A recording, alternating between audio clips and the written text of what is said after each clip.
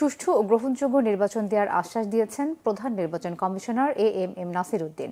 মৌলভীবাজার শহরের বেঙ্গল কনভেনশন হলে ভোটার নিবন্ধন প্রক্রিয়ায় চ্যালেঞ্জ এবং উত্তরণের উপায় শীর্ষক কর্মশালায় প্রধান অতিথির বক্তব্যে একথা বলেন তিনি। সিইসি বলেন, বাড়ি বাড়ি গিয়ে ভোটার নিবন্ধন করা বড় একটা উদ্দেশ্য হচ্ছে মানুষকে সচেতন করা।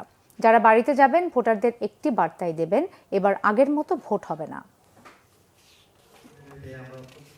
আমাদের দিকে গ্রামে বলে এবং আমার সম্মুখে উপস্থিত রয়েছে